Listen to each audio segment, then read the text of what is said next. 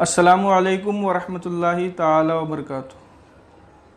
ایک سوال یہ آیا ہے کہ ای ایم آئی پر سامان خریدنا کیسا ہے؟ ای ایم آئی کا مطلب یہ ہوتا ہے کہ ہم کوئی چیز خریدتے ہیں تو اس کی جو قیمت ادا کرنی ہوتی ہے ہم اسے ایک ساتھ ڈائریکٹ پوری قیمت ادا نہیں کرتے ہیں، بلکہ بیچنے والے کی طرف سے ہمیں یہ سہولت ہوتی ہے کہ ہم اسے تھوڑا تھوڑا کر کے کئی مہینوں میں ادا کریں۔ تو ایسی صورت میں کوئی چیز اگر 10,000 کی ہے تو ای ایم آئی پر خریدنے کی وجہ سے وہ قیمت جو ہے 12,000 کی ہو جاتی ہے۔ تو کیا یہ جو 2,000 ایکسٹرا دینا پڑ رہا ہے یہ سود ہے یا کیا ہے؟ کیا اس طرح کی خریداری جائز ہے یا نہیں؟ دیکھیے، اس کا جواب یہ ہے کہ ای ایم آئی پر جو سامان خریدے جاتے ہیں یہ جائز ہیں، اور جو ایکسٹرا رقم دینی پڑتی ہے یہ سود نہیں ہوتا۔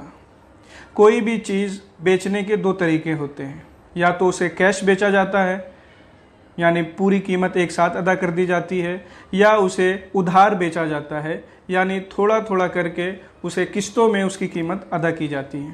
دونوں صورتیں جائز ہیں۔ اکثر ایسا ہوتا ہے کہ بیچنے والے جب چیزیں قسطوں پر بیچتے ہیں تو وہ کچھ قیمت زیادہ لیتے ہیں، اور جب خریدنے والا اور بیچنے والا دونوں کسی قیمت پر راضی ہو جائیں تو اس طرح کی خرید و فروخت جائز ہوتی ہے۔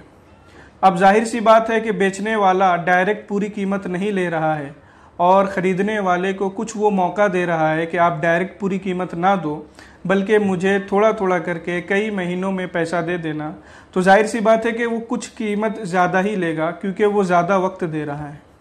تو یہ جو زائد رقم دینی پڑتی ہے یہ سود نہیں ہوتا۔ لیکن اگر ای ایم آئی کے اندر یہ شرط لگا دی گئی ہو شروع میں کہ اگر مثال کے طور پر ای ایم آئی 12 مہینے میں ادا کرنا ہے تو اگر 12 مہینے سے تاخیر ہوتی ہے تو ایکسٹرا چارج دینا پڑے گا، تو شریعت میں اس ایکسٹرا چارج کی اجازت نہیں ہے۔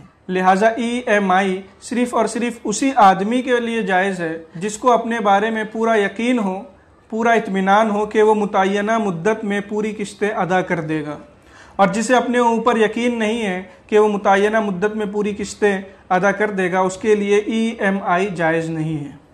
ہاں، اگر حادثاتی طور پر کچھ ایسا ہو گیا کہ 1-2 مہینے کی تاخیر ہو گئی لیکن کسی حادثے کی وجہ سے ہوا، ایکسیڈنٹ ہو گیا یا مال چوری ہو گیا، کوئی بھی وجہ ہو کہ کسی حادثے کی وجہ سے 1-2 مہینے میں تاخیر ہو گئی تو اس میں حرج نہیں ہے۔